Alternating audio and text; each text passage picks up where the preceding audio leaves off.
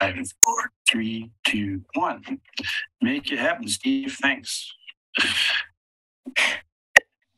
I'll wait till 6 o'clock proper to start the meeting. So, but a lot of us are here. Sam's here. Emily's here. Evan's here. Quick note, I have a cold, so I might turn off my mic and my camera so that no one needs to see me blow my nose. Fair enough. That's forgivable, yes. I too have a cold and I'm struggling with this plague, so I get into coughing fits. So with my presentation later, forgive me if I have to pause it for a second. You're a trooper, Jude. We appreciate it. Yeah, that stuff's going around. My grandson has it, so he hasn't been over all week because we don't want Steve to get sick before surgery. So I told him he was here today for a couple of minutes, and he goes, "I'm going to stay." I go, "You can come back after Grandpa has a surgery. You can come next week, okay?" Because usually he comes over every day after school. I go get him from the bus stop, and he hangs out. He gets spoiled. Okay. At 6 o'clock. So I am going to call this meeting, Natural Resource Committee meeting of November 9th, 2022 to order. My gavel, I still don't have a gavel. Thank you, Nancy. Yep. So we need to adopt the agenda. Does anybody want to rearrange anything, move anything, add anything? I will mention that we're being joined tonight by John Lewis, and he's our City Public Works Director. Thanks a lot, John, for joining us. I really appreciate you coming. We were going to ask John to participate in our discussion after we have Jude's presentation on street tree code, and we're going to have an informal discussion about the urban forestry position and where that is at. So, hi, John. Hi, John. So is everybody cool with that amendment? Mm-hmm. Thank you. Appreciate it. I keep seeing my picture show up twice. I'm not sure why that is, but are you doing that to me, Pete? Or it's when you're talking, because we're on the air. Oh, okay. So you show up twice because you show up in the box where you're talking. That's just terrible. I hate to see myself once, let alone twice. Oh, okay. And, the one ask from the media is that once you're done presenting, if you're done sharing your screen, and then stop sharing your screen, because that way the presentation clicks off and it doesn't mess with the picture and stuff. So, yeah. All right. Should we start with the presentation from the Xerces Society? Thank you guys so much for coming. Yeah. Yeah, thank you so much. And Sharon, especially because you're not in town. Thank you for making time for this. Yeah, and I appreciate Emily for organizing this and inviting everybody. Yeah. Yeah. So. Yeah, thank you for having us. Laura's going to go first. Laura, you can just introduce yourself, and I'll introduce myself in a minute, I guess. Sure. It looks like I'm not able to screen Laura. Share yet. Let me just do that for you. Okay, great. I'll get that queued up. So my name is Laura Rost, and I am the coordinator of Bee City and Bee Campus USA.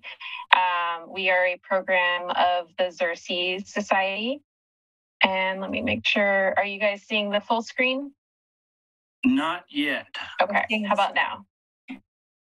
Now I am. Okay, great.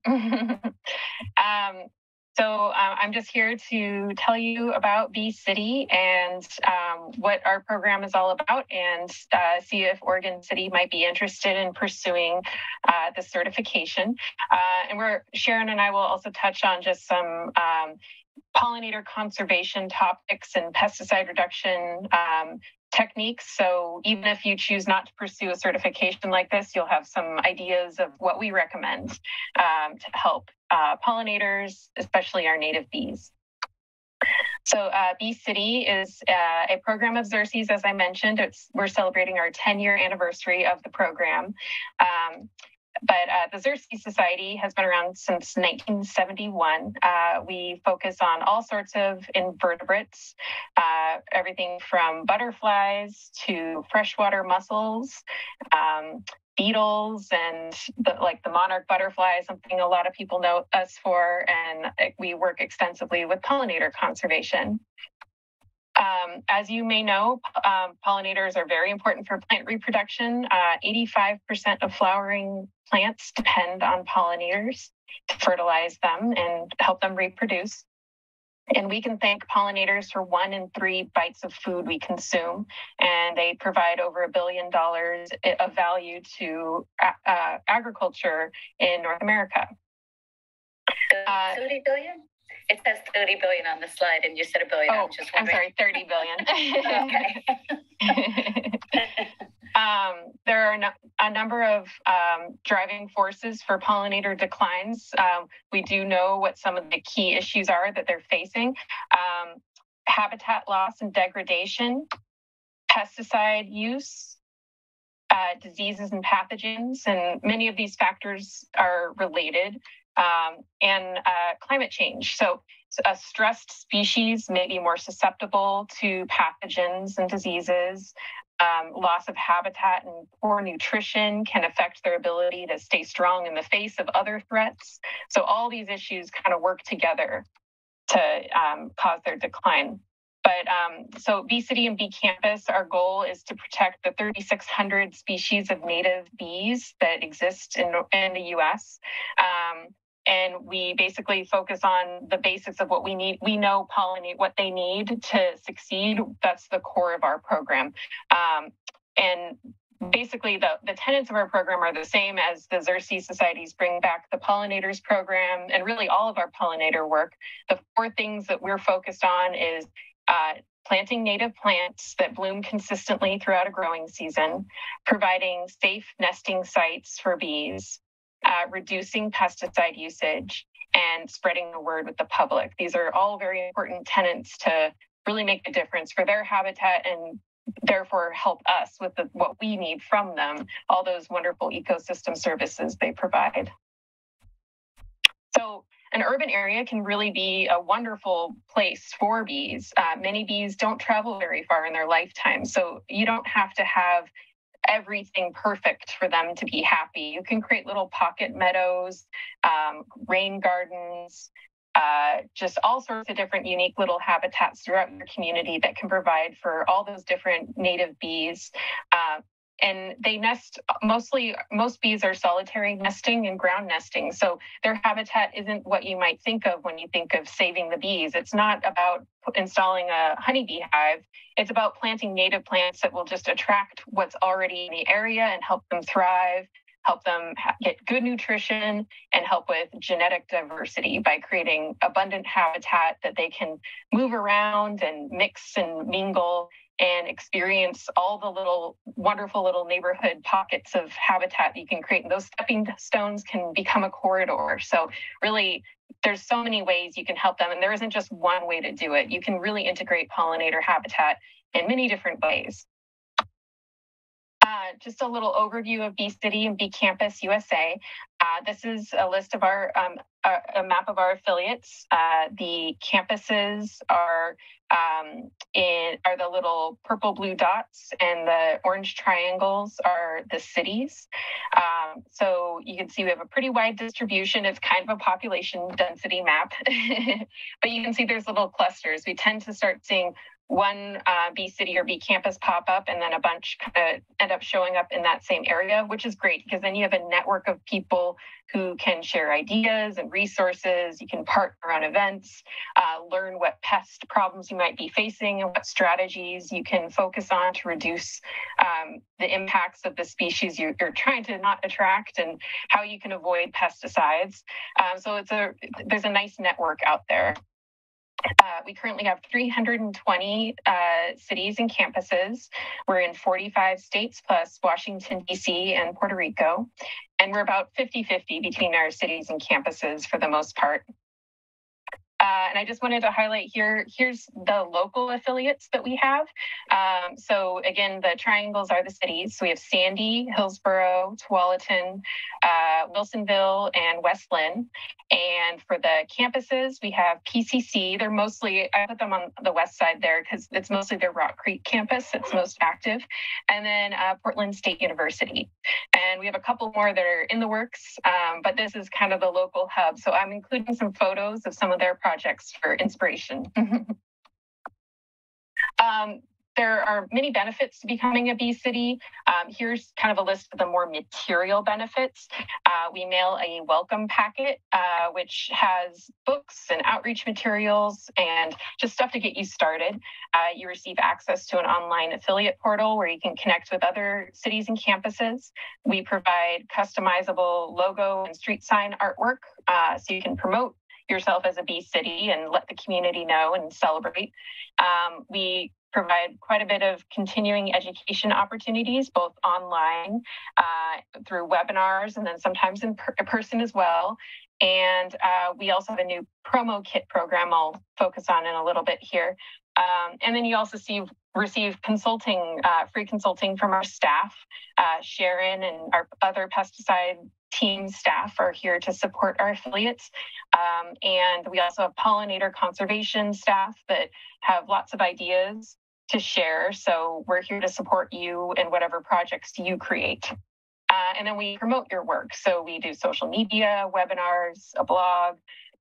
We're here to celebrate your successes and help you along. And so promotion is a big part of that.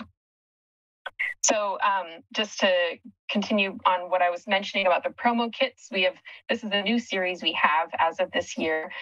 We have kind of like date-based promo kits for Earth Week, No-Mo May, Pollinator Week in June, and then a fall Leave the Leaves promo kit, which these include social media content for you to use, suggested handouts. Sometimes there's documentaries and webinars that you can utilize for your public outreach or personal education, and then even draft letters and op-eds that you can submit to local papers or whatnot, where you highlight your own work, but we provide some of the language and materials so you don't have to do everything yourself. We want to help you promote pollinator conservation and pesticide reduction without having to reinvent the wheel.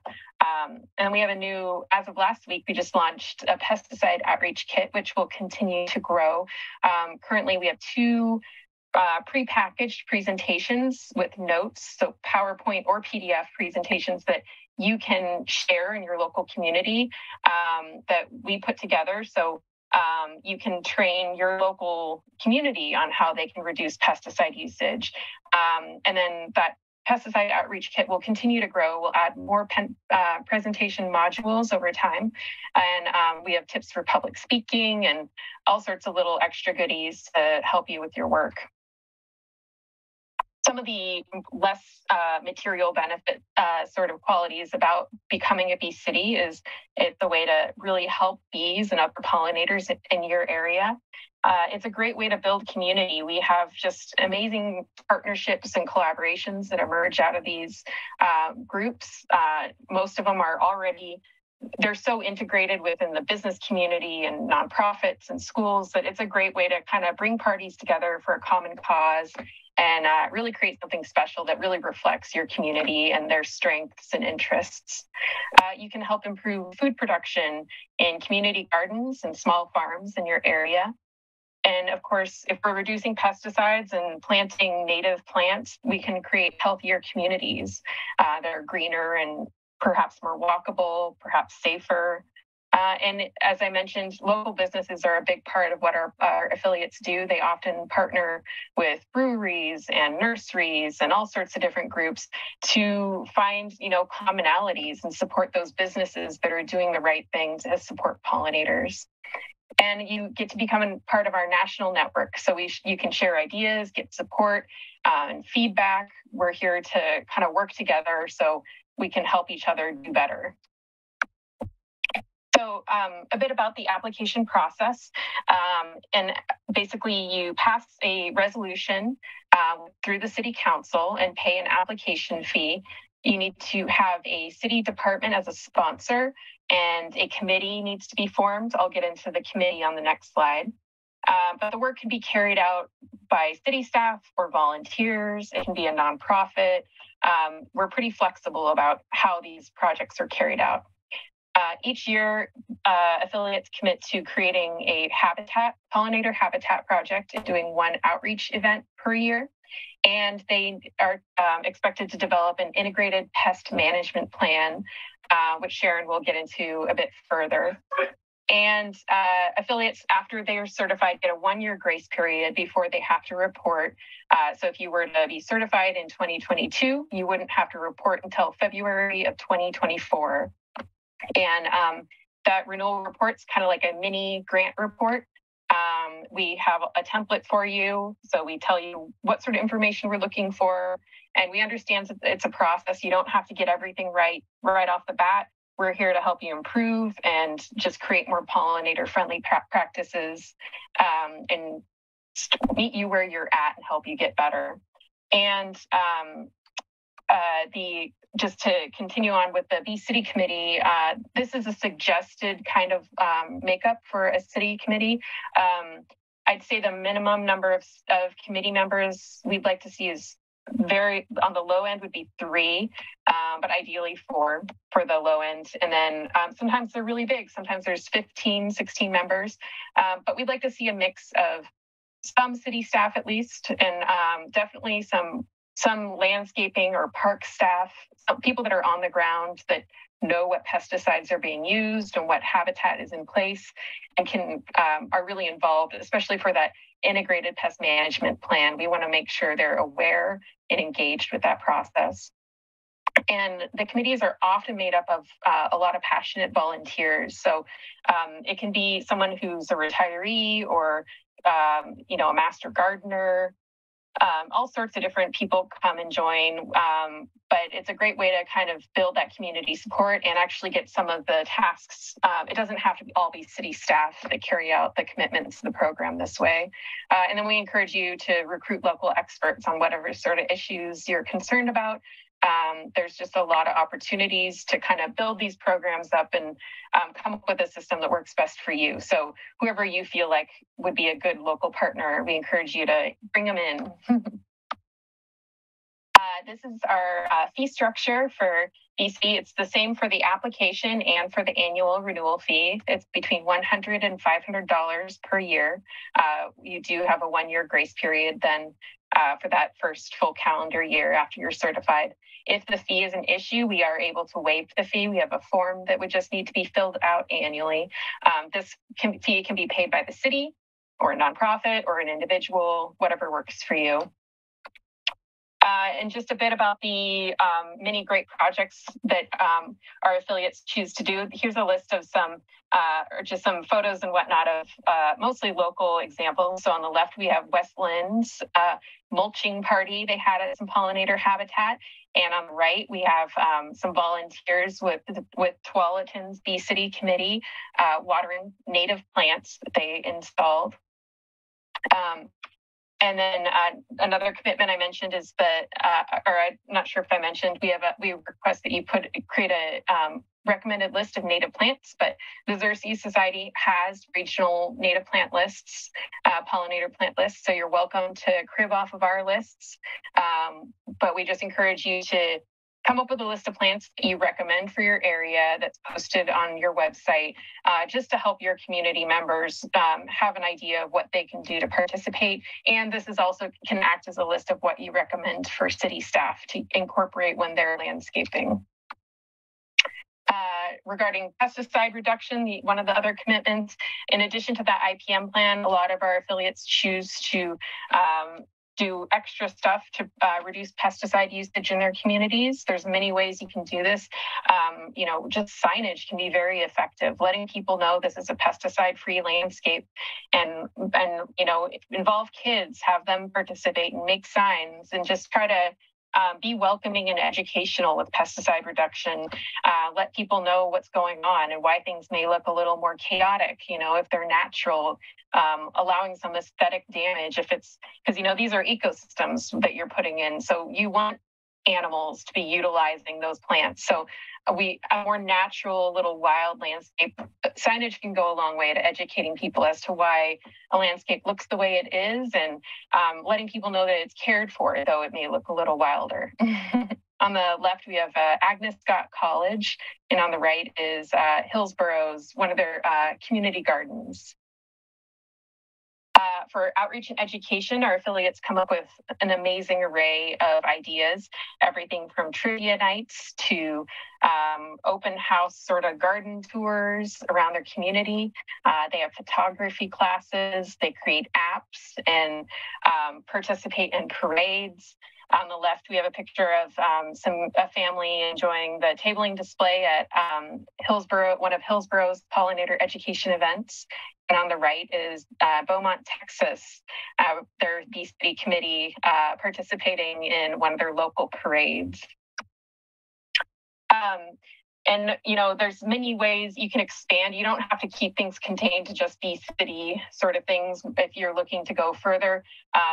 Quite a few of our affiliates have chosen to create their own certification program for local gardens. So this is an example of Asheville. This is the first Bee City that our founder, Phyllis Stiles, she started the program back in Asheville, North Carolina, and this is their certification sign. So this is a great way for them to really get their community involved and show people, you know, best practices for pollinator habitat. And it also helps, I believe, fund their work.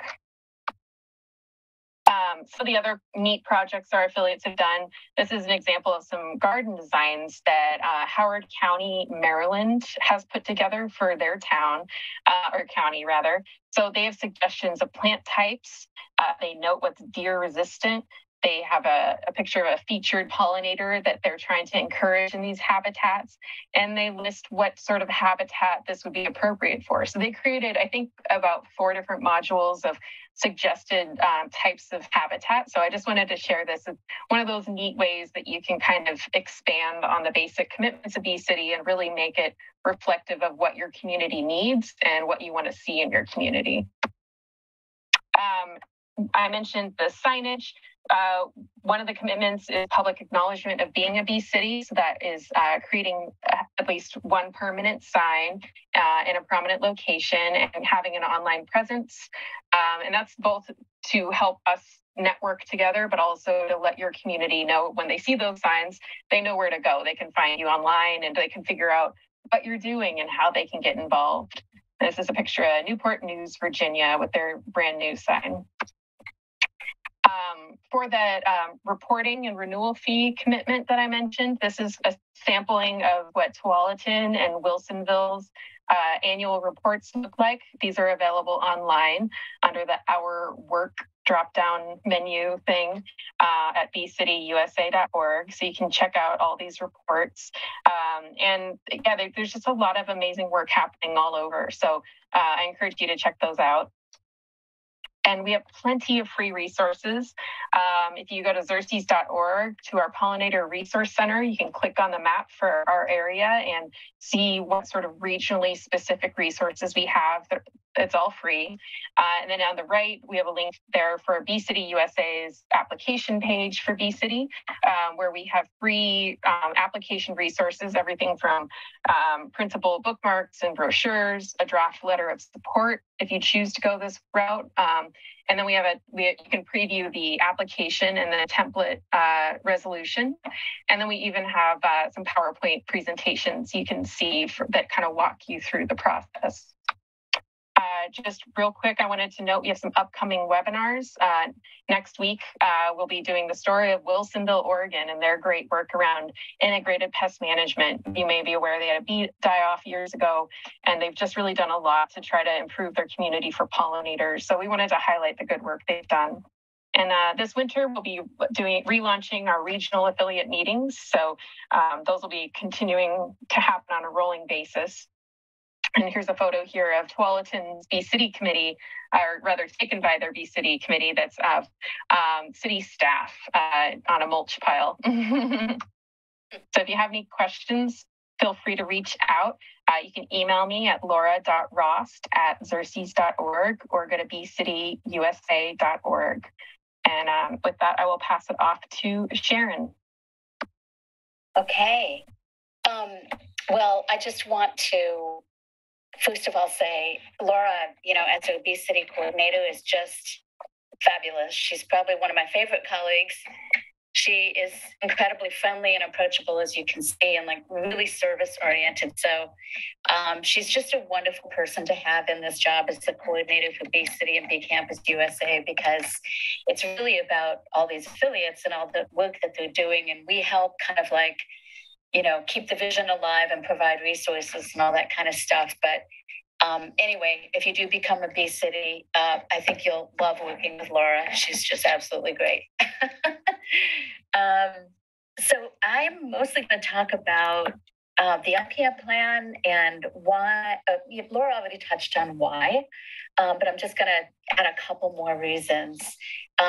This slide shows some native seeds, just a whole diversity of native seeds here. And, pollinators have received a lot of press and conversation over the last 10 or 15 years. And it's bees in particular that help native plants in the northern, basically in the USA and temperate zones in particular, to reproduce. So this is just one photo showing why protecting little things matters. They wouldn't be here without the actions of native bees. Next. And another thing that I just wanted to mention and emphasize a little bit is that pollination and pollinators themselves are essential for wildlife. Pollination obviously makes possible the production of fruits and seeds. That's sort of like the ultimate product of this pollination process. And those fruits and seeds are essential foods for a myriad of birds and mammals. And so pollinators themselves, though, are also food for wildlife, particularly butterflies and moths. We've all seen caterpillars, and some people don't realize, but caterpillars are basically the young or the larval stage of butterflies and moths. And as they develop, they turn into butterflies and moths. But caterpillars are a really interesting set of organisms because as a group, they're really crucial food for songbird nestlings. 96% of terrestrial birds feed their young on caterpillars. Obviously, they use other insects as well, but caterpillars are just really important for this. Next.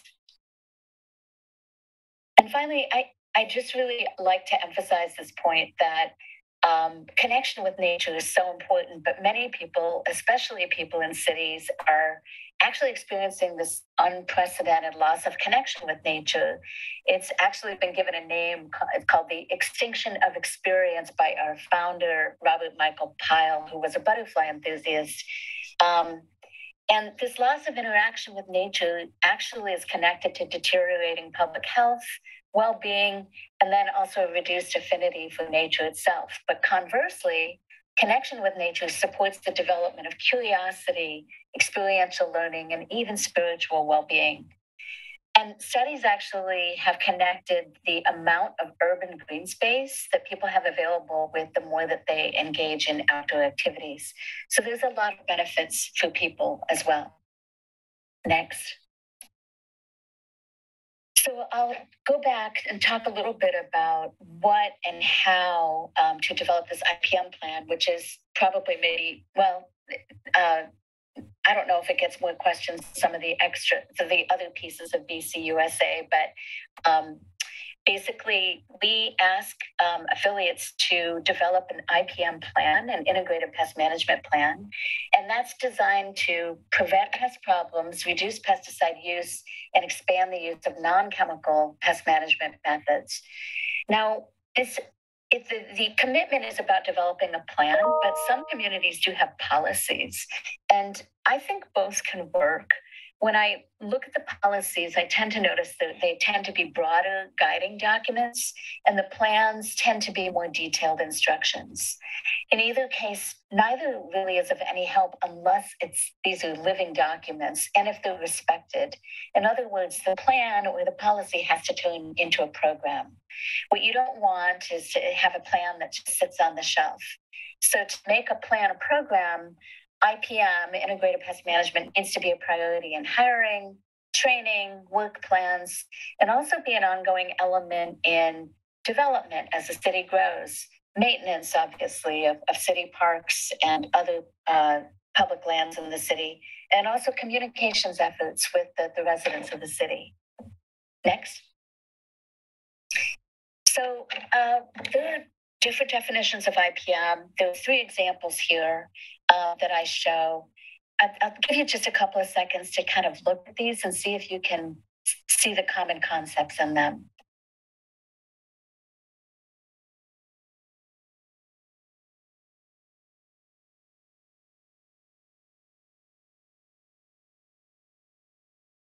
So does anyone want to offer what you see as the common concepts? Or at least one?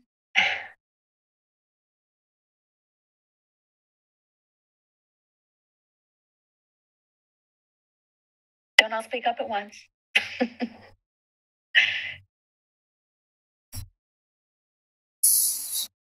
Yeah, I guess it just seems kind of like setting an intention and setting an intention to conserve, but also protect human health as well. I guess that's more than one thing. Yeah, that's great. That is a really important point.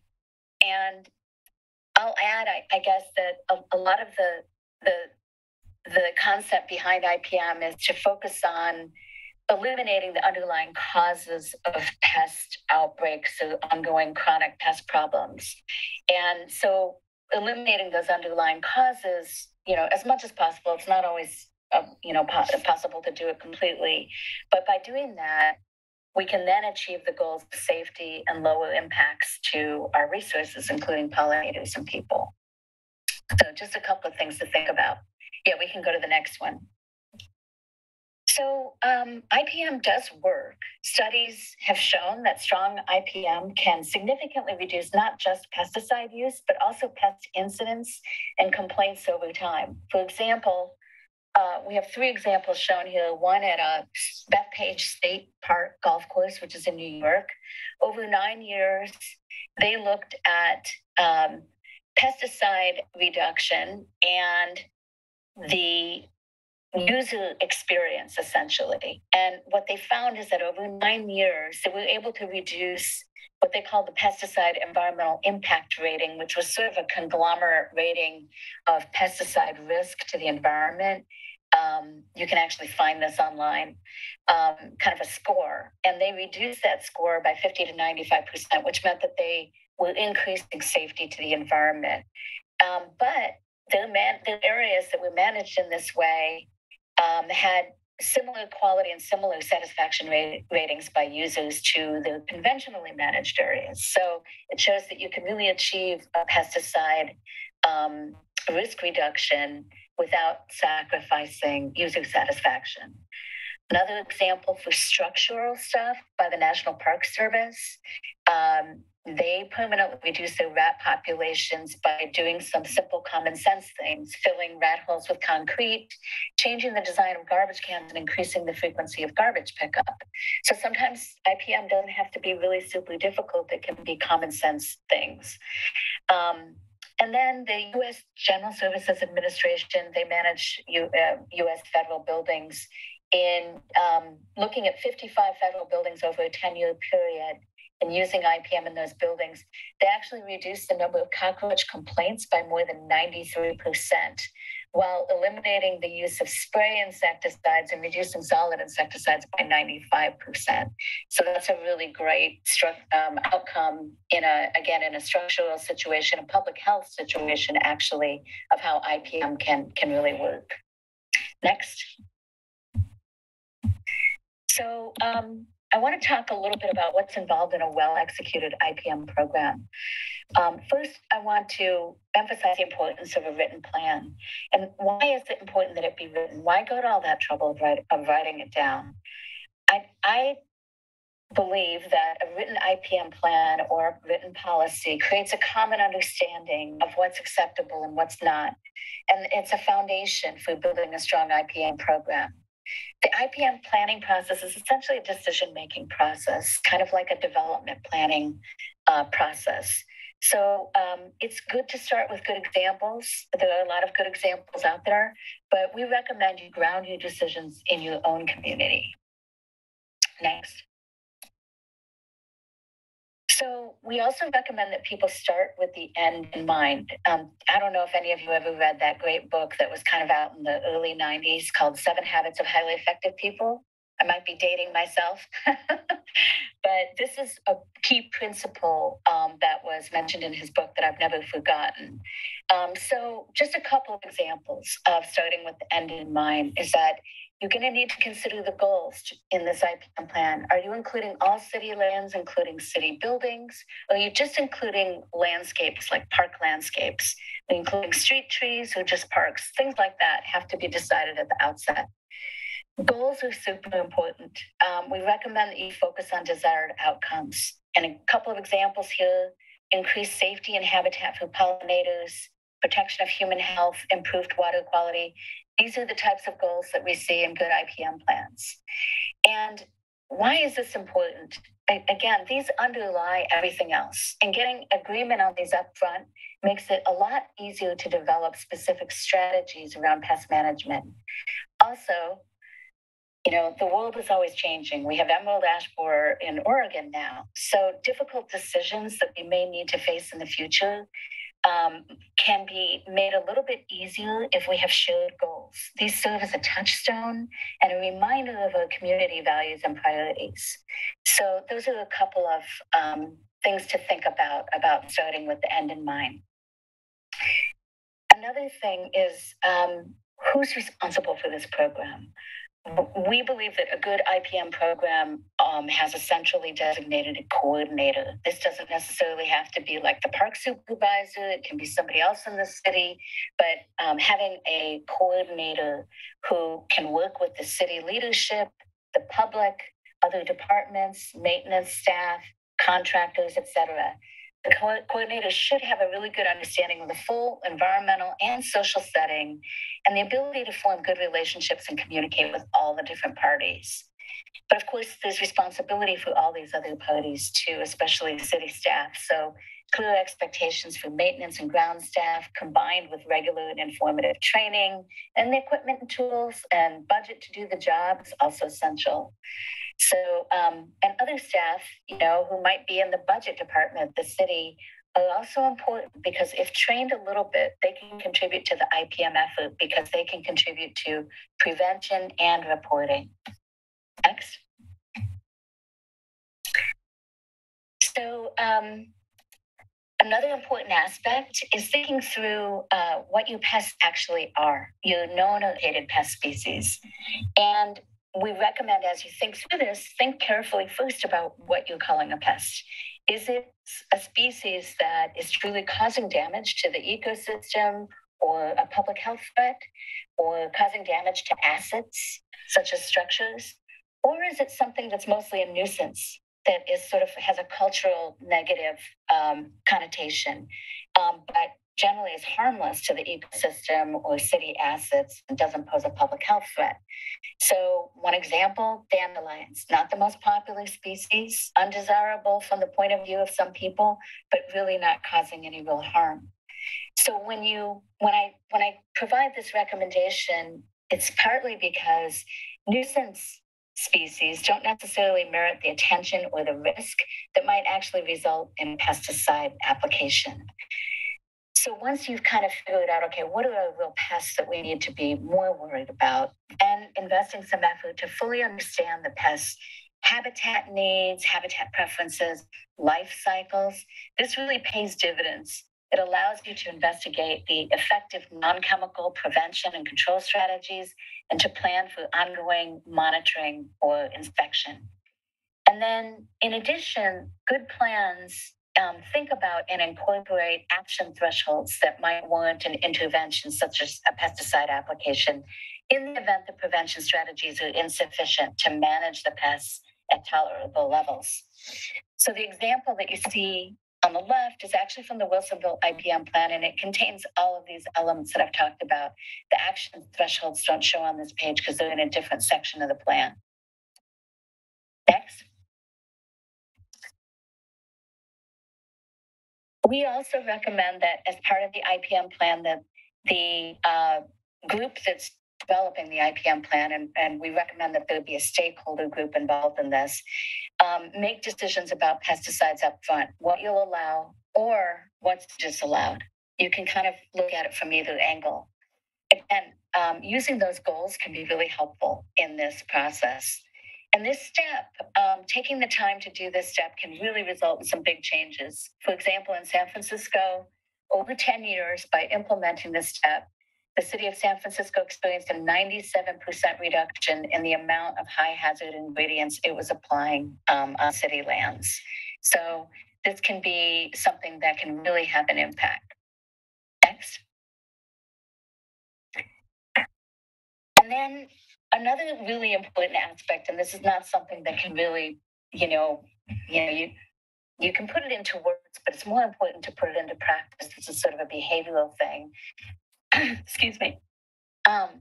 It's the willingness to learn and adapt. So when you're developing the plan, this may mean taking the time to consult quality resources, talking to your peers, people in other cities, people in Clackamas Soil and Water Conservation District, people up in Washington, maybe OSU, etc. Also being open to collaborative input from your communities and stakeholders. So soliciting feedback both during development of the IPM plan and as time goes on, so the program can be adjusted and monitored as needed, is a really great thing to incorporate into the program. Again, just going back to an example from the city of San Francisco, Chris Geiger, who was the IPM manager there, has really emphasized how critical, really the most important element he has pointed out as critical in their success is having an ongoing interdepartmental and public working group. And this working group has been going for more than 20 years now. It includes many city staff from different departments and also key stakeholders and partners in the community, including many landscape contractors and professionals. Portland Community College has another good program as another good local example. And the IPM manager there, Jack Lucier, has emphasized the critical component of educating and training the staff and the students in the success of the IPM plan. So this all helps assure success. This example here, shown here, is an annual report from the city of Santa Barbara.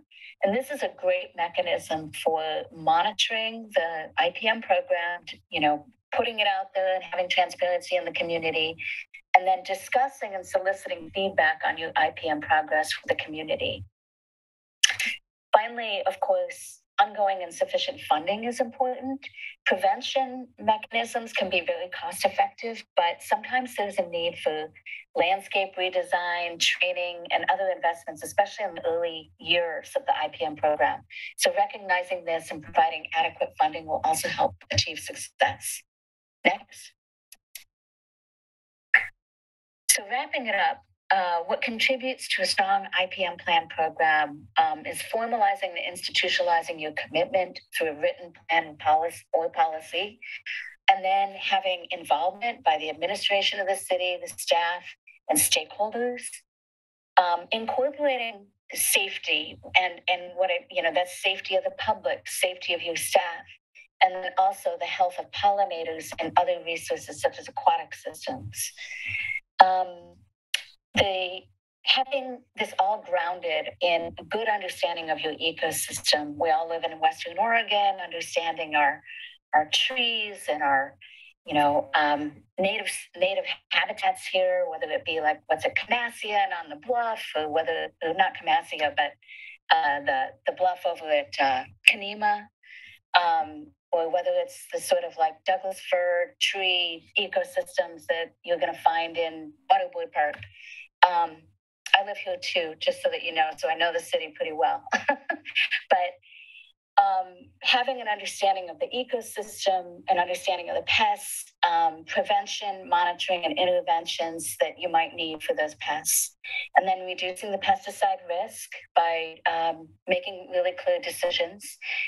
Incorporating community outreach and education, not just for the city IPM plan on public lands, but that broader opportunity to help neighborhoods and residential people in the city reduce their use of pesticides and the risk that poses. Finally, metrics reporting, adaptive management, that's all a good component as well. So we've taken a little bit more time, I think, than we expected. I hope we haven't taken up too much time, but I want to thank you so much for inviting us today. I forgot to mention, my name is Sharon Salvaggio. I'm a pesticide program specialist at the Xerces Society. And again, thanks a lot for having us here today. Thank you. Thank you so much. Yeah, thank you so much for coming. That's great.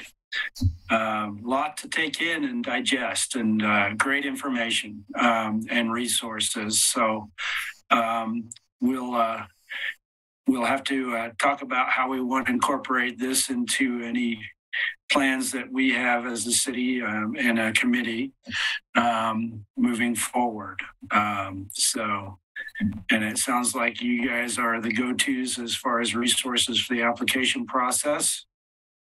Did anybody else have any questions? Yeah, I had a question. I remember it was a little while ago on one of the YouTube videos. There was some numbers given on the cost to maintain pollinator habitat versus like a turf lawn over X period of time. I think it was like a 1 and like 5 and 10, maybe 20-year increment.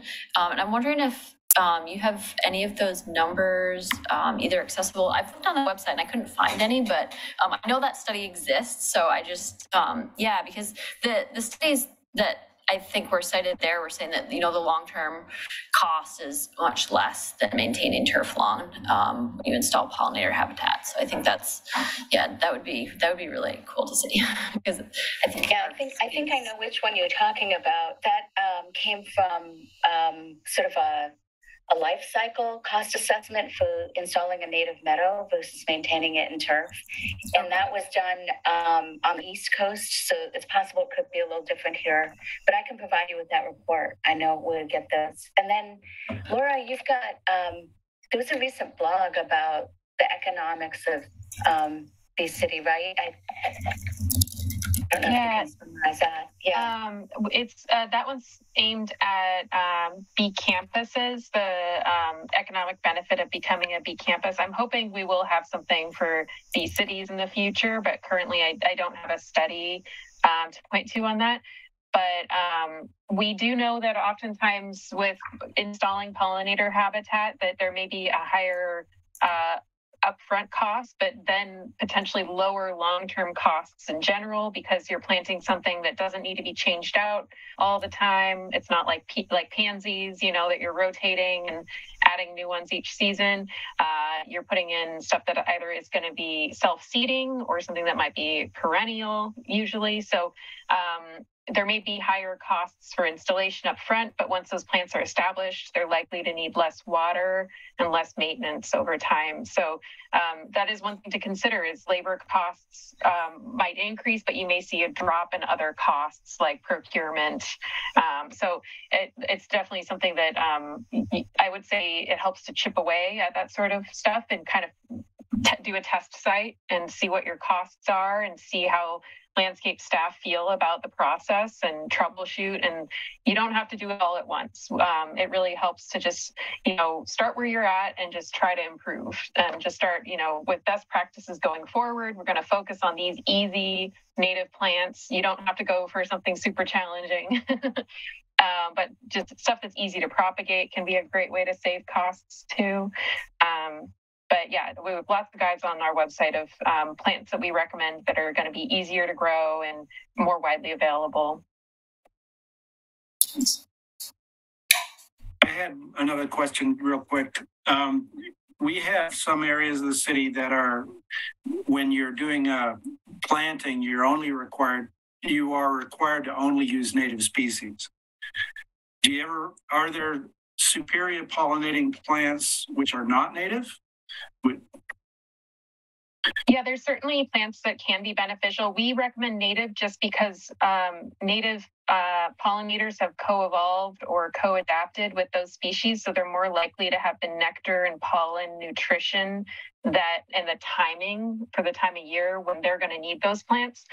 They've adapted to them, so we recommend generally to start with native plants, but certainly there are some non-natives that can be good for filling in those gaps. If you're trying to create a consistent bloom cycle from throughout the growing season, you can plug in those holes with some non-natives. And we have a book, 100 Plants to Feed the Bees.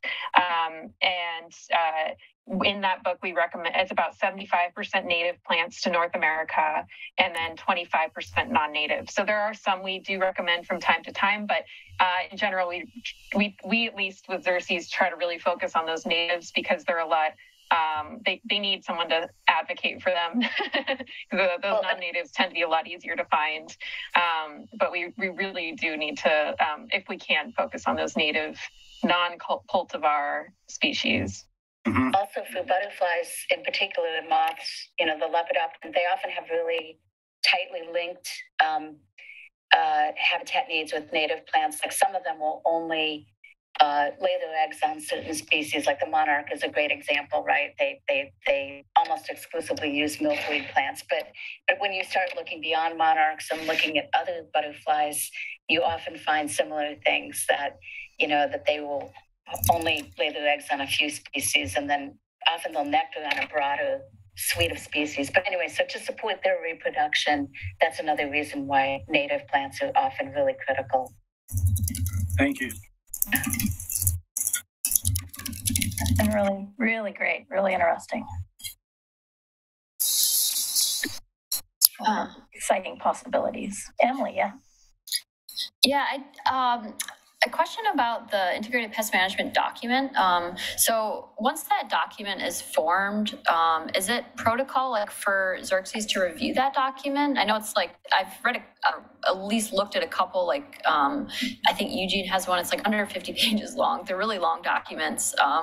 But given your expertise with looking at integrated pest management, is that something that you all look at for review, for missed opportunities or just general feedback when that plan is submitted, or what is the protocol there? We don't approve it. There's no requirement for us to, you don't have to vet it with us, but certainly we're here to support you in the development of that. So we'd love to help if you want our feedback. And that would be something for Sharon or our other coworker, Erin Anderson, perhaps, to assist on. Sharon, I don't know if you want to add anything. Yeah, there have been times that certain cities have, when they're considering the B-City process, have approached and asked specific questions about that with specific pests in mind, for instance. But other times when cities have said, can you review, because we're campuses as well, we think we need to strengthen this. And so we sometimes review and provide, basically suggestions have you thought about this? And, so on and so forth. So yeah, we're always available for sort of technical assistance like that. But we don't, when you look, Eugene is the longest one that there is. Okay, I was wondering if they were all that long, but that one was publicly viewable, so. Yeah, Eugene is a great example if you want to really have a lot of detail, and we do hold up Eugene as a great example, but it's certainly not the only good example out there, and there's no requirement that it be 150 pages long or anything. There's not even a requirement that you follow, sort of some of the suggestions that I offered here tonight, but we just recommend that to have a stronger IPM program. But every city is essentially responsible in its, for its own IPM plan. We just try to help guide those. Yeah. Yeah, and I hope to provide more resources going forward. I'd like to maybe do some analysis. Sharon's created some kind of metrics we might use to evaluate IPM. So I'd like to do some more comprehensive review of those just to assist and try to identify potential areas where we can help cities and campuses flesh out their IPM. But, they vary. Some towns are quite small and they may only have one staffer. And so it's only really a paragraph or two because really it's mostly in their head. But ideally, it should be some sort of decision-making document that provides some real guidance. But they vary from a few pages oftentimes to a few cities that really go wild and will have, 20, 30, 50 pages. But if it's useful, if it's a document that's being utilized, that's great. But we don't want something that's just beautiful on paper and not being utilized. We want this to be something that's adapting and actually providing a real resource to staff. I'll also just mention that we don't have too many of these yet, but it's kind of been a goal to continue with this. But we have this sort of web series, Practitioners Talk About IPM, and like Wilsonville's coming next week to talk about their program, but we bring in practitioners to talk about their IPM programs. And these are really useful to, I think, the broader Bee City USA affiliate community, but they're also really useful to us because we sometimes, learn things even after having invited them that, we don't quite know about, how things went or what they really consider the key to their success and so on. And it's quite interesting how variable it all is as well, because San Francisco has done this incredible job really screening new pesticides, but the IPM manager has emphasized it's not about the list, it's not about the list, it's not about the list, it's about the working group. That's the most important part, for him and for the city of San Francisco. So it's been very interesting to sort of get their perspectives and to have these opportunities for practitioners to come in and talk about how they're making it work. Sam? I have a potentially silly question. Can you identify or define what you mean by pests? Because some people might think it's just bugs or disease. Great question. When we use the term pest, we define it pretty broadly that it is something undesirable, right? But then I put some boundaries on that when I talked about it in my presentation that if you're defining anything undesirable as a pest, you'll probably have an enormous list and way too big of a job to do as for your city staff who's managing your landscapes. So it's important to differentiate between nuisance organisms that, even in with mosquitoes, mosquito control agencies differentiate between nuisance mosquitoes that people don't like. They still bite mosquitoes and they cause annoyance, but they actually are not implicated in any public health issues. They don't carry disease. And most mosquitoes are actually like that. Even mosquitoes that do carry disease, they don't always have the disease organism, circulating in their population. So I guess what I'm trying to say is that when we think about pests, we think about it causing a public health issue, a structural issue to city facilities, or an ecosystem issue primarily. And of course, park landscapes are sort of an ecosystem unto themselves. So developed, landscape that, you might consider sort of within the bounds of what the community expects. Certainly we hear that a lot from parks managers, but it's important to sort of differentiate even within that landscape, what's a nuisance and what's really a pest. So, but diseases and pests can be encompassing of insects, diseases and weeds.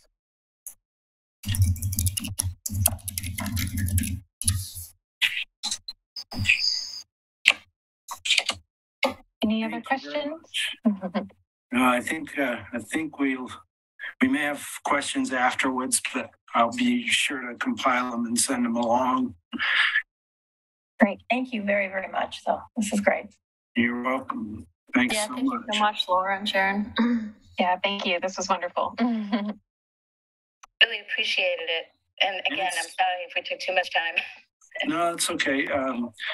It's on YouTube too. So I'm thinking, we can send this out as a Friday highlight link for the city news, and people can come back and watch this.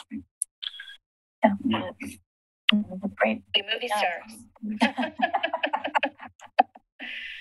Unfortunately, John Lewis did have to leave. He's got a prior engagement after 7. So, but he did leave me some information to share with you all.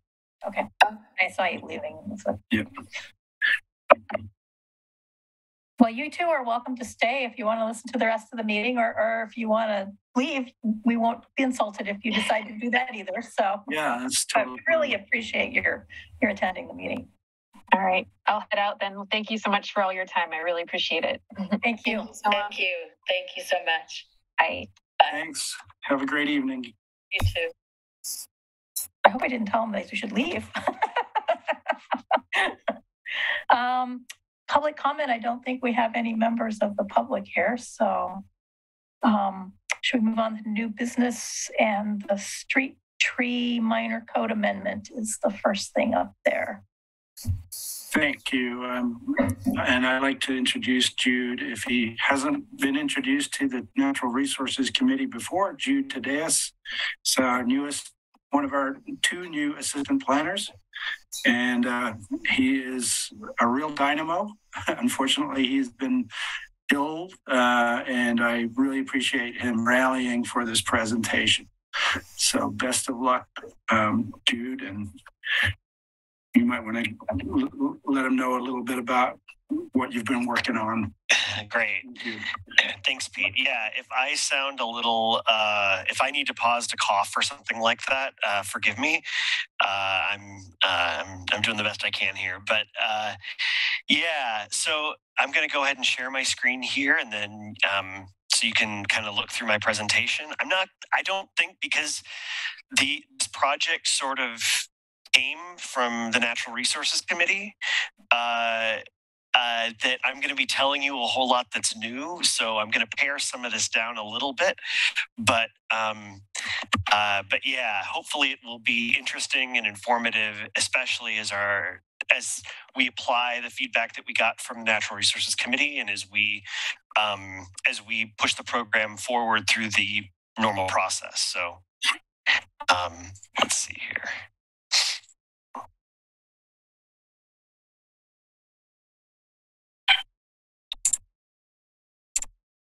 Okay.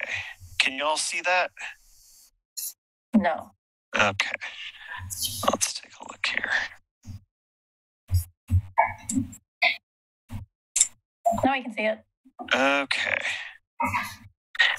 So, does your property have a street tree and a planting strip under 3 feet wide? Are you concerned about tree roots damaging the sidewalk and creating mobility hazards? Well, the 2022-23 Street Tree Minor Code Amendment project may be here to help. As you well know, before 2001, our subdivisions in Oregon City could be built with planting strips, oftentimes that were too narrow for the trees that were planted in them. And street trees would often die prematurely, or they could buckle and damage sidewalks and create mobility hazards, particularly with people with disabilities, and make for expensive repairs for adjacent property owners. After 2001, the city sort of sought to correct some of this by requiring 4.5-foot planter strips in new developments, and Public Works started the Sidewalk Assistance Grant Program to help owners repair their sidewalks. Then we updated tree permits to make a 1-for-1 replacement of trees that buckled sidewalks available to folks that wish to replant, and our tree permits no longer contained a straight fee for applying for a tree removal, only a fee in lieu if you chose not to replant after removing a tree. Anyway, this last June, you folks recommended changes to the code, and that would help sort of reduce the risk of root root encroachment, including the new street tree species list that was adopted by the City Commission on August 17th. And so I'll go into what the specific changes are.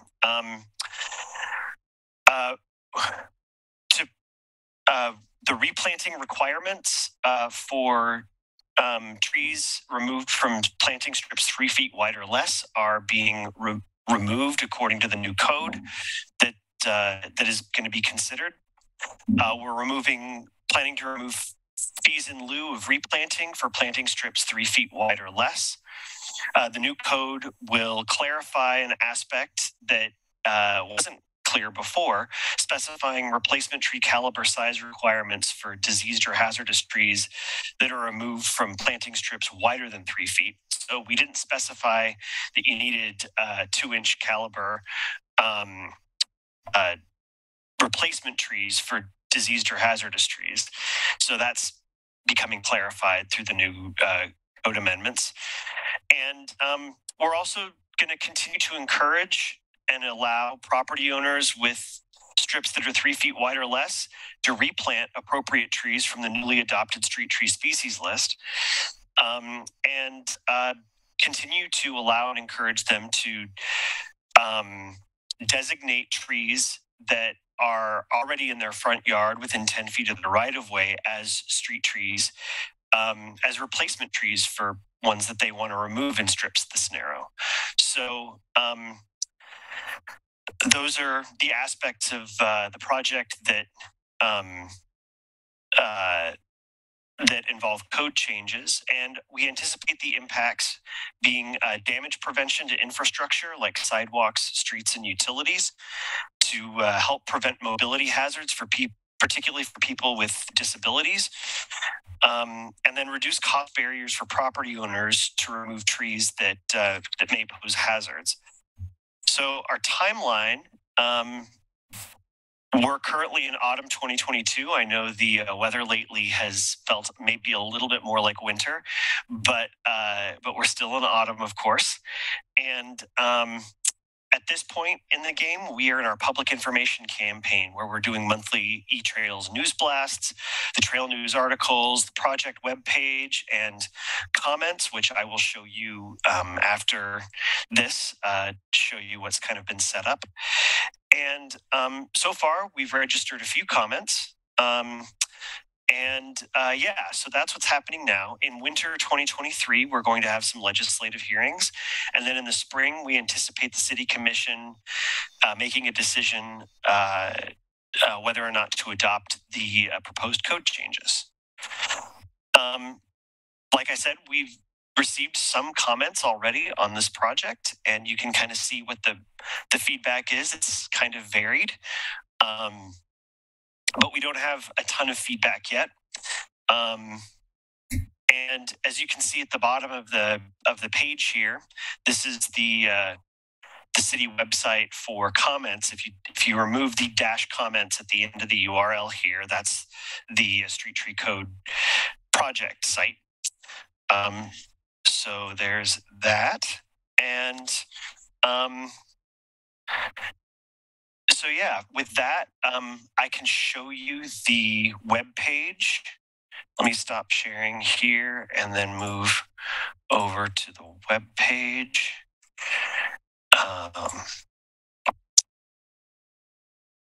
Yeah, we'll do that. So yeah, this is the web page where we've got photos kind of showing examples of narrow planter strips, explaining changes and I'm the contact person for this project, so folks can either register their comments or contact me directly. Then I go into the history that I kind of summarized for you. And then I talk about us being Tree City USA. I talk about why the city requires street trees and their importance and benefits. And how to measure the planting strip to determine if it's 3 feet wide or less. We're anticipating updating our street tree removal application to require proof that planting strips are 3 feet wide or less for these for these sort of exceptions, so that people can't just claim it and remove willy-nilly without that aspect of verification. And so, yeah, with that, let me show you the comment page here too. It's a pretty simple comment page, but people can write their comments in and then submit their emails, and so that we can provide email updates and that sort of thing as well. So with that, I'd kind of appreciate any feedback that you might have about what's been set up so far and how things are progressing, and I'll register that and then report that out to the Planning Commission and the City Commission when those meetings take place. It seems like there's some confusion. My daughter shared, she lives up Rivercrest area, and she shared something from, I think it was next door, but it was a page of people from that neighborhood who were commenting on it. And I'm not sure if people really understood. People are going, well, if the developers hadn't made those so small, well, it's like, most of them are in the McLaughlin neighborhood. There are a few scattered in other places, but most of them are in the area I live in, and it's the oldest part of the city. So, it's not the developers. So, it's just, I think there's just a misconception about why we did it. And we did it because a lot of those parking strips really aren't quality habitat for street trees. Right. And, maybe we need to make that more plain, that there are trees that can do well. But you kind of have to have people dedicated. I mean, I have one smaller than 3 feet, and I just had Friends of Trees plant a new tree but I watered it all summer. I was up there every week watering that thing so it would survive. And I think if you have a planting strip that's that small and you want street tree in there, you really need to dedicate some time and energy and resources to making sure that tree survives. And I don't think a lot of people realize that is a commitment. If they want a tree in there, they have to do something to make sure it survives. So, because people are going, well, that's just an excuse not to plant a tree. Well, no. Right. There's this, I think in general, a lot of folks aren't terribly clear on the fact that, especially in the public right of way and these planter strips,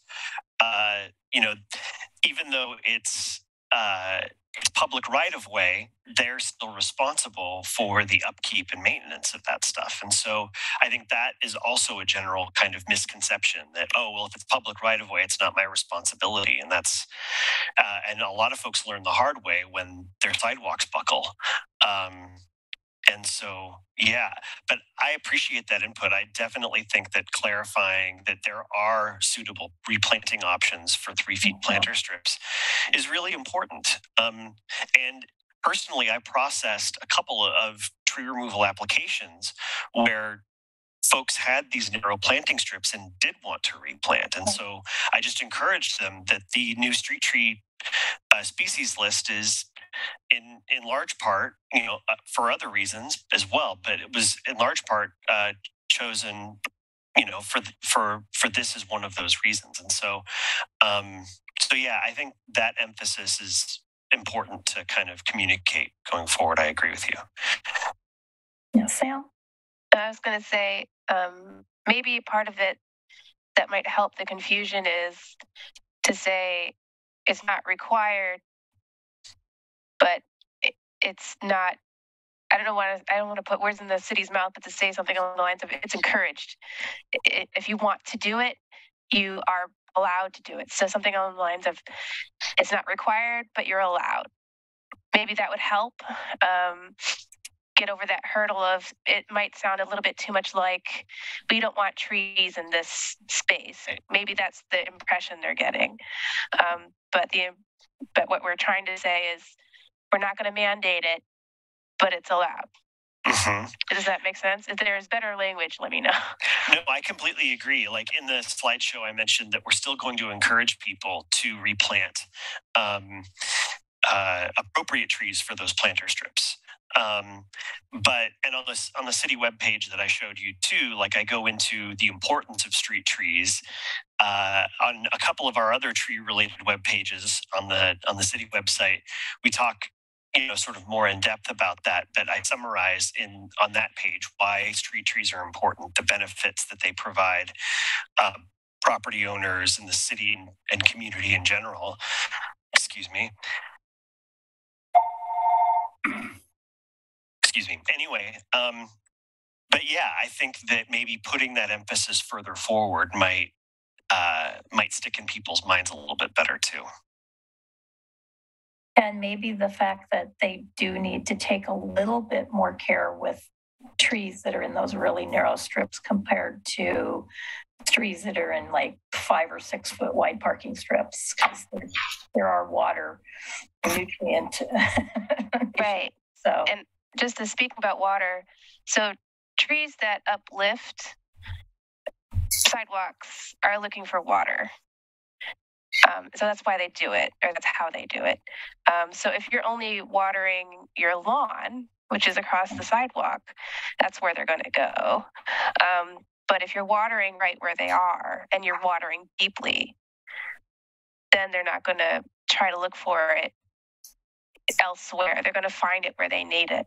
So I emphasize what Nancy's saying about maintenance, but it's also going to be what saves the infrastructure overall.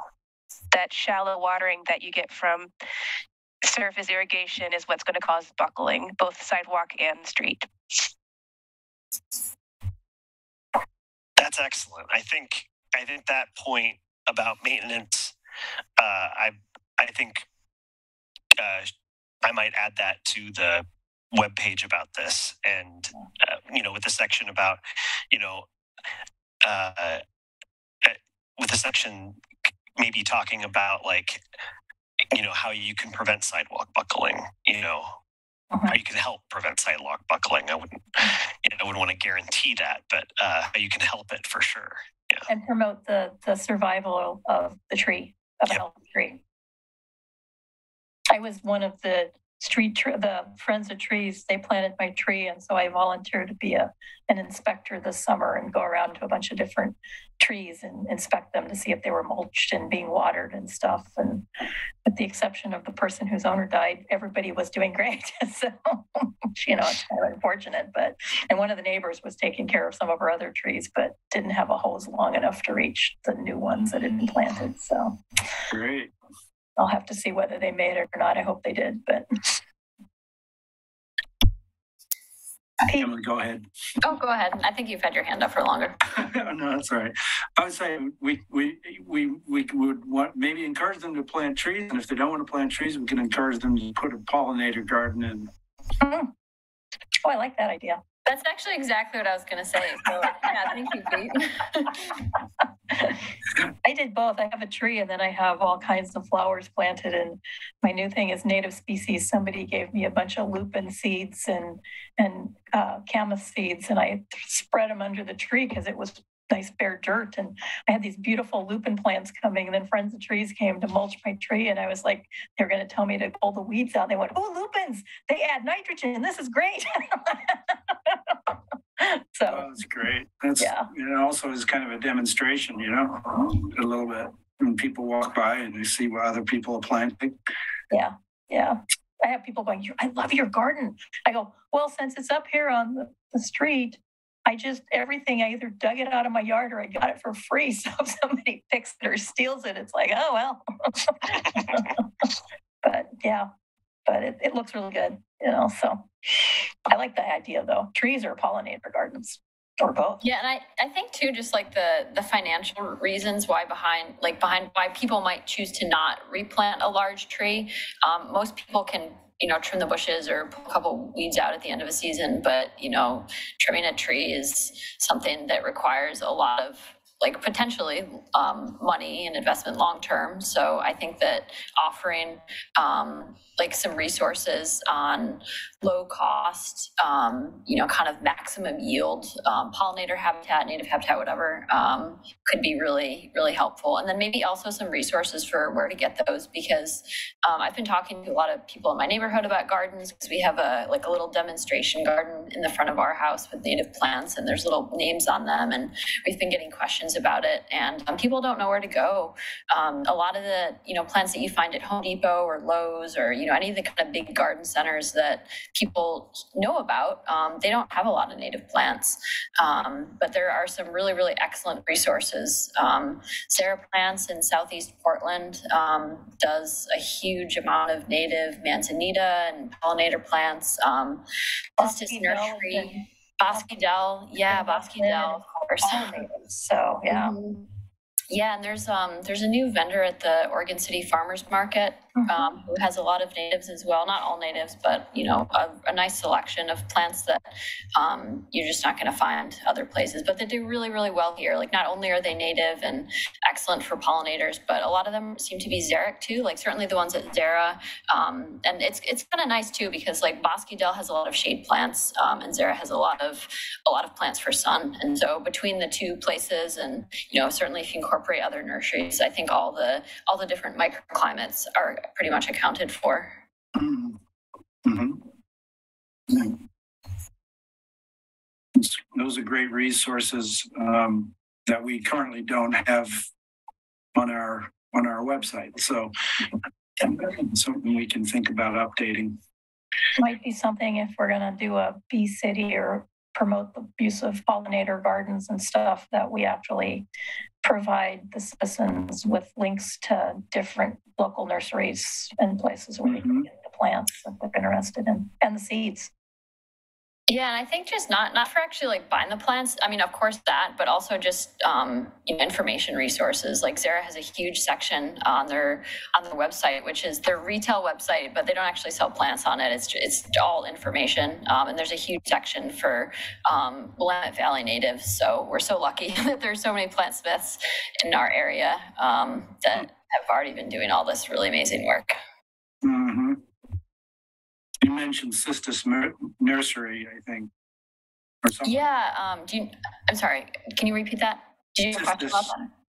Oh, I got a tree at Xerces Nursery, silverleaf oak.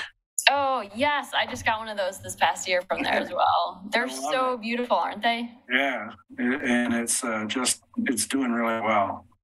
So it's not I don't have a planter strip. It's in my yard, but. Yeah. Mm-hmm. Yeah, for anyone listening, Xerces Nursery is on Salvia Island. Sean Hogan is the owner. He's a wonderful plantsmith. He's been doing talks, and he's a horticulturist who's gone all over the world collecting plant material. But he's not only passionate about, plants from New Zealand and Australia, but also plants from right here. And there's so many wonderful ones. Cool. Well, Jude, thank you. I think you've done a great job with that site. And I mean, I looked it over and I was like, this is really good. So I don't know if there are questions that people pose on that you're just totally stymied by, if, encourage you to bring them back to us and we could answer them, and maybe you could start putting some answers to some of the questions if it's appropriate in some places. Sure. Actually, the three comments that I put on the slide there are, we've received 5 comments on the city webpage so far, and only 3 of them really pertain to the project itself. The 2 other comments kind of tangential things that aren't directly related, but as I'm happy to, if I get questions and that sort of thing, keep you folks aware of where people are at with it and what concerns they might have and all of that. I think I appreciate that, and thanks for your time and your great questions and thoughtfulness and all of that. And we'll see how this goes moving forward. Thanks for creating the website and doing it. That's great. My pleasure. Have a good night, folks. You too. Okay, so we're communication items for Natural Resources Committee. Yep. Did we have any member reports? Do you want to go first, or I can kick it off, whichever you prefer? Okay. Sam has something. It's really short. I participated in the PrAC meeting last week. Time is just so weird. I had 3 minutes where I got to go over my suggestions and support for a joint Arbor Day / Peace Tree dedication event idea, and mentioned that I sent my extensive notes to Emily. So I hope you had time to go over those at all. But otherwise, they basically just said thank you, and that was it. So I hope PrAC did consider, either it doesn't have to, I don't have to be involved, but at least reaching out so that I can help provide connections. Well, since then, Kendall has reached out to me and is 100% behind putting together an organizational committee consisting of yourself, if you're interested, and Emily, and anyone else who wants to participate in that effort. Staff, and we would first put together a meeting, an organizational meeting, and decide on a date for that, and talk about staff roles, committee member roles, publicity, marketing, and speakers, and who would be in charge of inviting speakers. It sounded as if, Sam, you can let me know if I'm right on the right track here, that you had already made some good contact with some potential speakers. So, and I will help facilitate that. We are hiring a new communications coordinator, but I don't know when they're going to start. So in the meantime, we will rely on the City Hall administration staff, Lisa Oraskovich, who's the assistant to the city manager, Jacob Wiley, and then we'll just figure out a game plan to get this thing rolling, and make it happen. So that was very encouraging, and 100% behind us and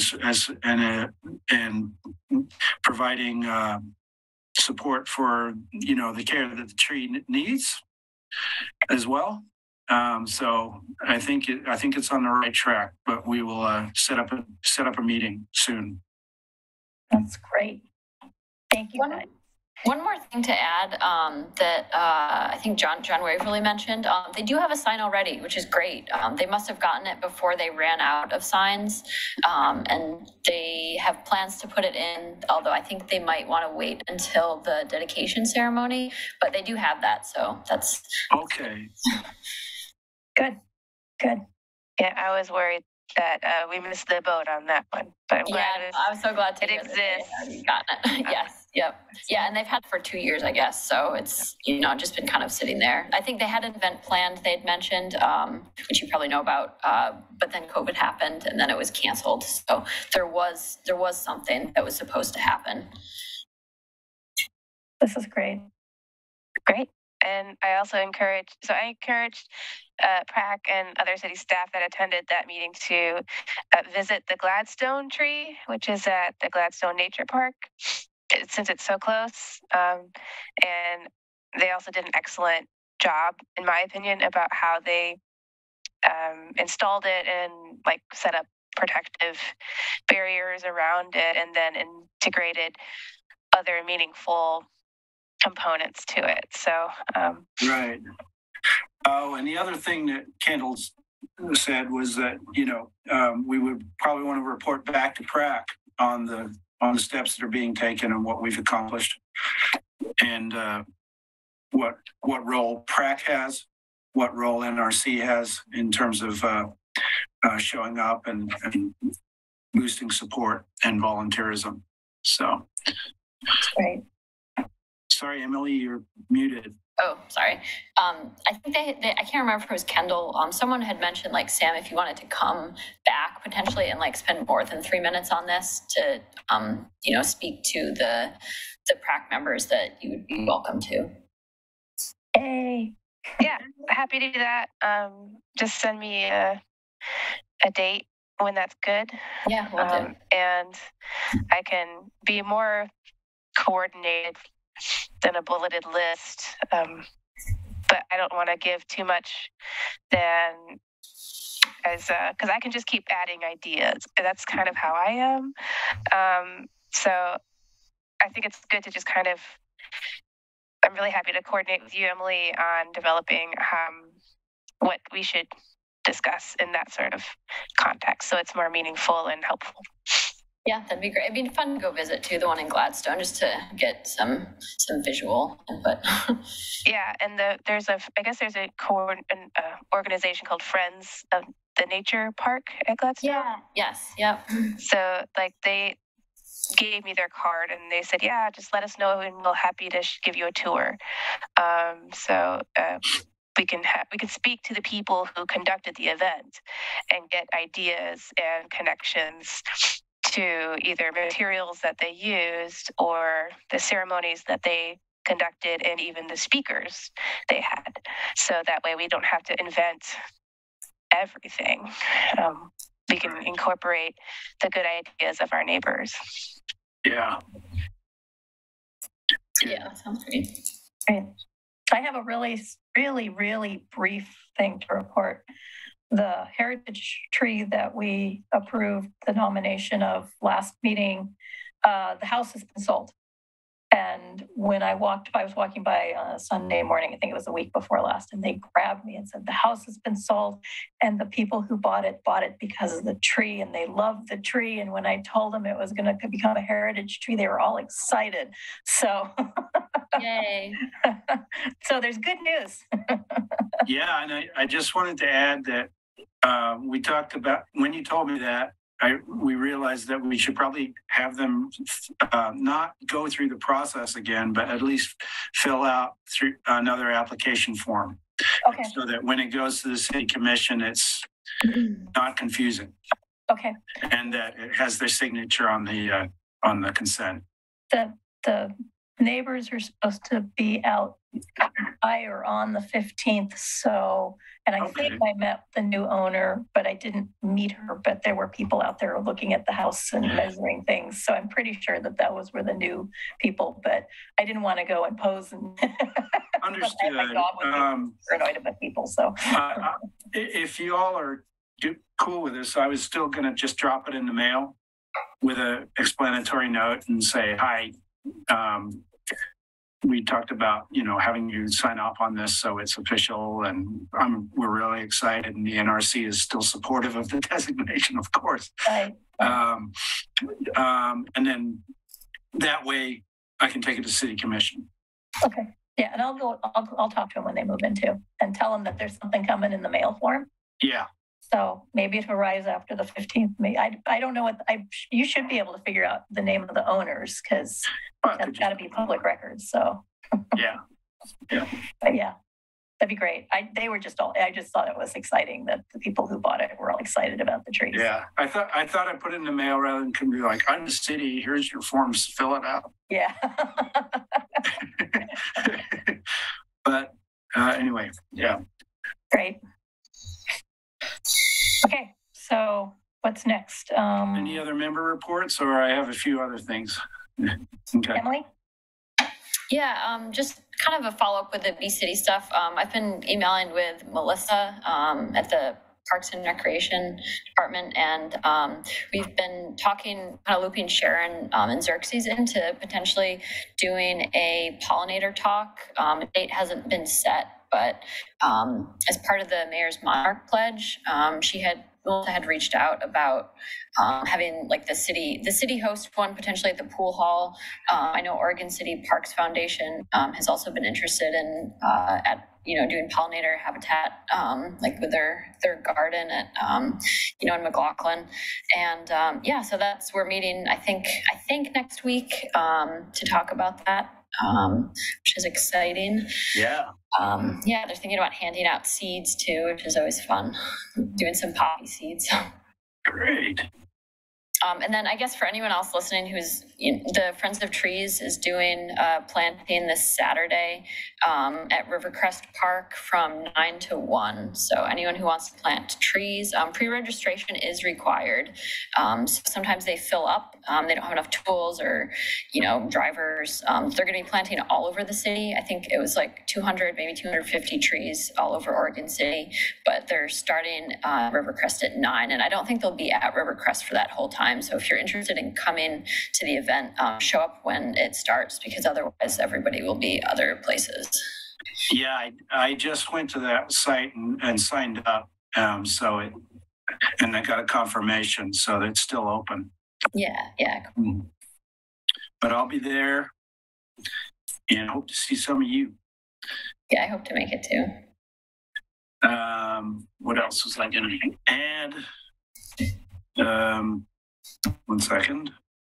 Here are my notes.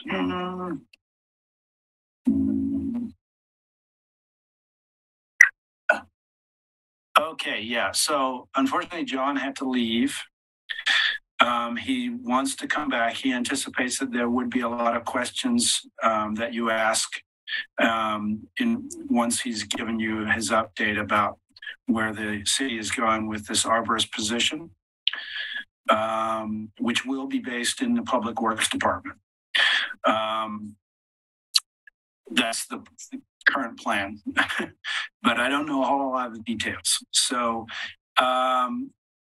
John would love to come back, and I'm thinking most likely it would be better to invite him back in January, because I have holiday plans and various other things that may show up mid-December for staff, John included, and that sort of thing. And we want to have a full committee at the meeting.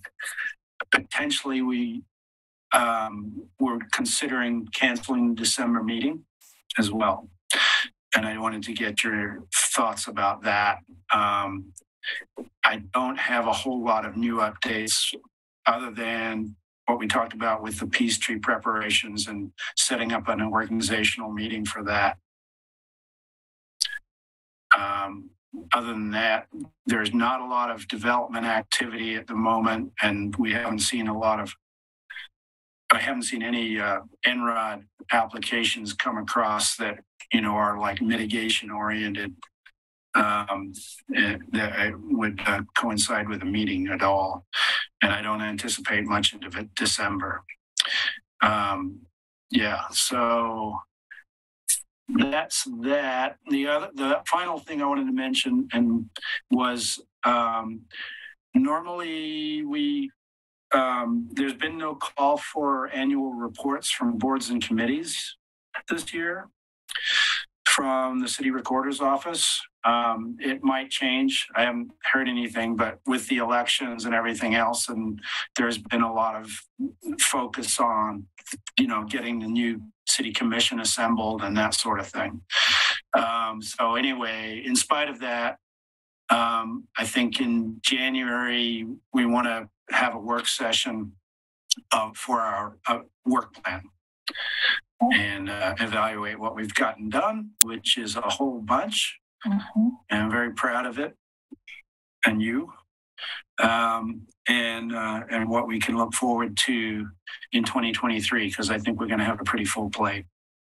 Can you send the work plan as it is out to everybody and just tell people that we're going to do this in Jan and to look through it? I think there's a lot in there that was on the work plan before I even started at NRC, and a lot of it's just stuff that I don't know that we really care about, or it certainly wouldn't be on the top of our agenda. I think the pollinator stuff and the bee city and the IPM stuff is going to be much higher on what we want to look at right now. And stuff than a lot of that stuff We can, on there. And I don't know that we should take it all off, but I think some of it was just, it's been on there for over 10 years and it just seems to be grinding its wheels and not going anywhere, and it has never gone anywhere, and the people who were really pushing it aren't on the committee anymore. And so, I think we should really evaluate what's on there and look, we've got a lot of really new exciting things that we can be doing and are doing. yeah. And I think maybe we should just take some of them off. Thanks for that, Nancy. I agree. Yeah, Sam. I was going to ask about Emerald Ash Borer updates. It's on the agenda. Oh, sorry. Yeah, I skipped right over it. So yeah, we have. Should I share my screen? Sure. Let's see. Share. Oh, that's weird. Do you see my cursor waving around? Yes. Okay, good. Okay, so Jude has been hard at work updating the website. He's great. And putting together some of the suggestions that you all had. Oh, look, there's a pencil. Oh, I love it. Yeah, with a little circle around the D-shaped exit hole. He put a lot of time into adding additional information about and links. Not only how to identify the ash borer, but how to identify the ash trees. Right. Kind of putting more white space on the website and saying, what can you do first and foremost, which is assist with detection. And so it's a lot more stuff on the page. That's good. And then also he's like 90% of the way done with the flyer for the utility billing. And we have to reserve the utility billing a month in advance. So probably get that flyer out in January or February of 2023. Right It'd now. probably be good for them to get it about the time the trees are leafing out so that they can, because that's when you're going to see the damage really, because the first sign of it is that the foliage starts dying back. So it could even push a few months, like, maybe more. Oh, yeah. Okay. Good. I don't know when I'm trying to remember when they leaf out. It's like not right up in my brain right now. Yeah. All right. Sam, do you know when the ashes leaf out? Well, it's gonna vary, of course, depending on temperature. So it's probably around May, April time. I'm also curious to look at. I have to look at it. Okay, so I'm looking at monitoring calendar from my little handy dandy pest detector field guide, and it looks like. Let's see. Look for crown dieback in March and April. Okay. And all the way through the end of October. Look for old and fresh exit holes in April and May. So that's when they start flying. Okay. I could put those right in here. Yeah. So I'm just looking at the page 2 of the March or April might be the best time to get that out, right? When, the guide's saying you can start looking for them, you'll start detecting them then. So. And maybe put a button or something like a big, easy to see, clickable shape on the website that says like how to report a possible detection. There is a place on here. It report sightings. It's got a phone number or report online. There's a link to it. The reporting online button probably needs to be emphasized. Yeah. Made into a big icon. Yeah, something of that nature to make it obvious when someone's like, anxious and really worried. They just want a big old button to hit. And Yeah, no, that's true. Yeah. There's on the flyer, Jude put a QR code that it just goes to this site. Mm. Yeah. So yeah, having a big button, if you detect it or think you've seen it, hit here, you know. Yeah. Okay. Yeah. Okay. Yeah. Those are easy. I think there's still an opportunity to, since we have this site and this page, to spread some news about winter ID. I think ash trees have a very unique winter ID profile. If we don't have any images, we'll have some soon where we can point out, like, this is what an ash tree looks like in the winter. Maybe you want to know if you have one in your yard. Yeah, that's a good idea too. Good. Can we also, but I think Sam said last time, like something about a parrot with a cookie in its mouth, like something that is just sent Pete an email. Oh, right. I was so late. I promised him last month, but I just sent it. Oh, I have my book of woody plants in winter. There it is. And I just sent it with a picture I took of the ash buds from the terminal end of the twig or branch. Okay. And it's much better, of course, if you look at it in person, and then you can kind of see it. You'll have to zoom in on those terminal buds, but Yeah. you can kind of see where it looks. That inspiration I got of just a parrot beak with a. So those are tertiary buds on the side of the twig. If you go to the terminus at the end, at the very tip, yeah, those are terminal buds at the end. Yeah. And they've got two kind of bud scales, and then the epicormic bud in between. And that's a common feature amongst ashes, all ashes. Oh, it does look like it. Okay, now I see it. Yeah. So I think Chris said something along the lines of he was taught that it was like a Hershey kiss shape. So just whatever helps your memory connect to it. But ultimately, the main key characteristics are opposite leaf. So you can see the leaf scars on the opposite side. They're in the same node, but on the opposite side of each other. And that's a key characteristic amongst trees. Not too many other tree species or plant species have that. And they also have these characteristic seeds where they have little seeds with like these long kind of sails on them, like called samaras. And they're like maples, but different. Yeah, they're more kind of a dragonfly wing shape. Yeah. And they occur in a variety of clusters. But they're all in this. Yeah, go ahead. Sorry, Sam. Thank you. Yeah, even if people can just identify those opposite bud patterns, they may misidentify an ash for a maple, but if they have kind of like that similar exit hole in their tree, in their yard, it still might bring that red attention. But I think that like opposite pattern is just worth educating.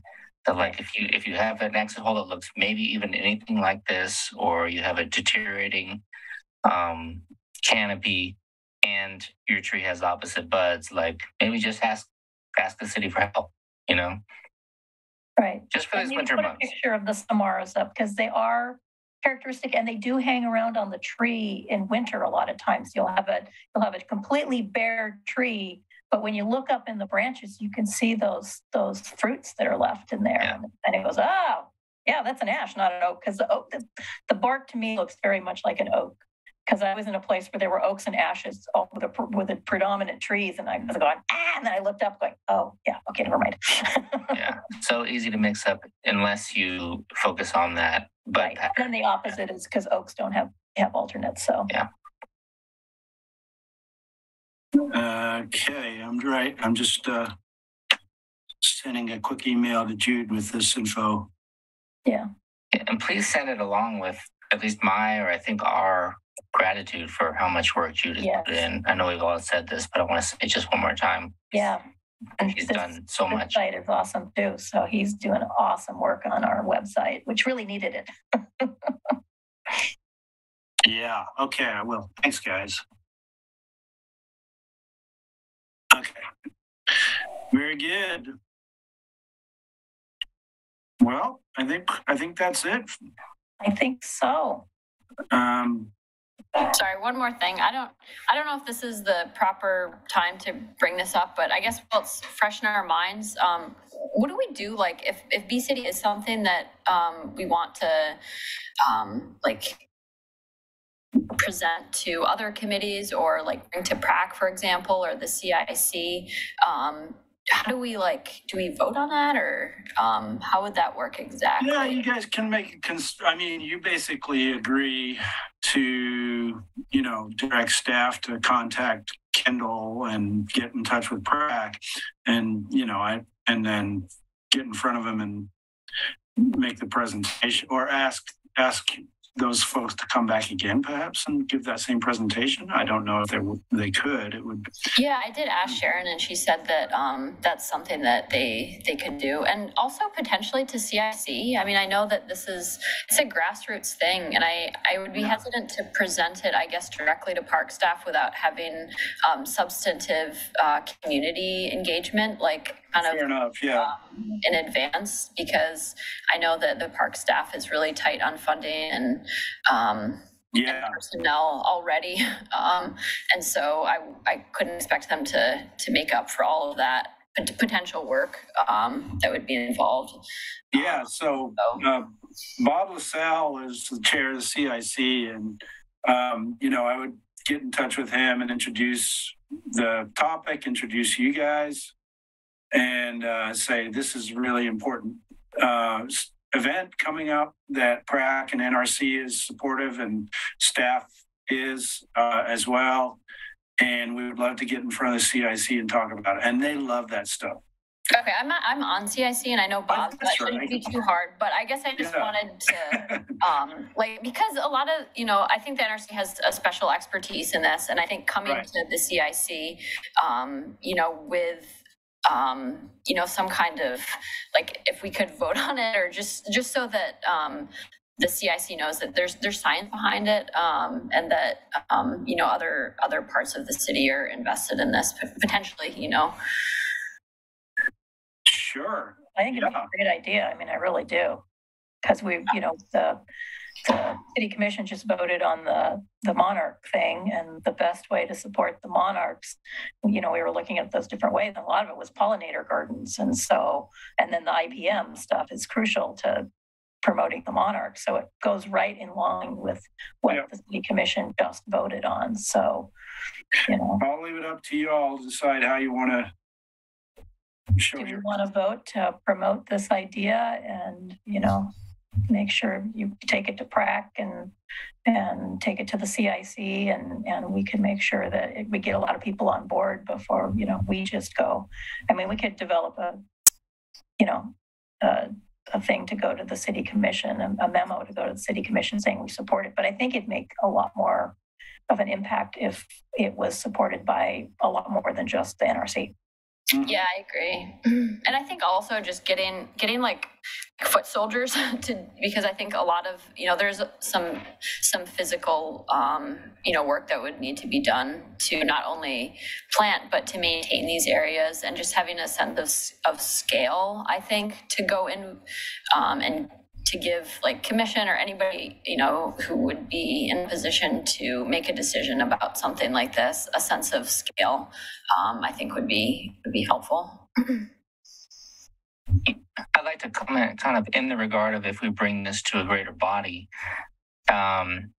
in that the presentation that we got, I think, was great for this audience. I think probably everybody on this call can agree with our knowledge base and skill set that this is a good thing. But I'd really like to see their presentation, if we're going to bring it to a larger audience, to the city commission, to have some more kind of economic, these are the dollars and cents, right? This is why it makes dollars and cents to adopt this. This is why it saves the city money. This is why Jane and Joe taxpayer, this is a great idea for us. This is why our city commission people can go to bat for this because it does save money. I think the stats are out there. And I think a couple people asked questions about like those dollars and cents, Emily in particular, like why does this make sense? Tell us those stories. I think we need to get that package of information tightened up if we're going to recommend it to the city commission and have them go to their constituents and say, this is going to cost the city this much money. This is going to cost the city this much labor. And here's why it makes sense. I just think there's some tightening up in the pitch. And Emily, I'm hoping that your contact, maybe you can pass that message along. That I think, in my opinion, I think that's what we're going to need to present to the city commission to have them be like boisterous about this idea.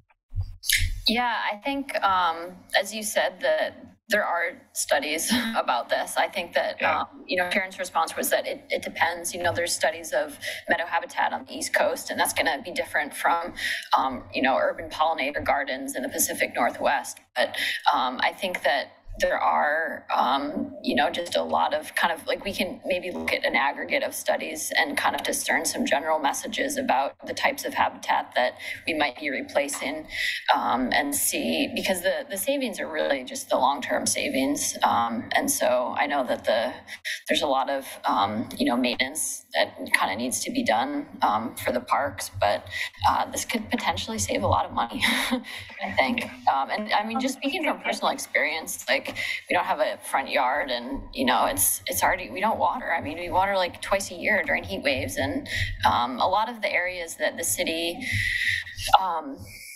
could potentially be converted to pollinator habitat, they're irrigated already. And so I think that there's not that additional cost, which would be nice because in the first couple of years, even xeric native plants need water. I think it's also important to acknowledge that for educational purposes, that native plants do need water, they do need care if they're going to be looking like anything, year round.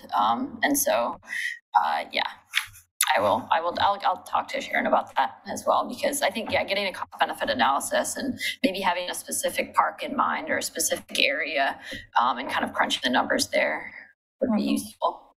Well, and if we have the idea that, you go to the CIC and find out that the citizens, there are people who would love to put these into some of the places in Oregon City, like along the bluff or something like that would be a first place to start. But we had specific sites. We knew we had citizen involvement and energy. And a lot of these could be in areas with schools. And so we could get school children involved in education. And that goes back to the ideas for the Monarch Pledge as well. So I think there's a lot of pluses to this. I think there may already be a garden over at the new Gardner Middle School in their back of the school, where they've done a lot of really cool new native landscaping. With the oak, they put a lot of native plants under the oak. So anyway, thanks. Those are excellent thoughts, and I agree with you about the dollars and cents part, Brian.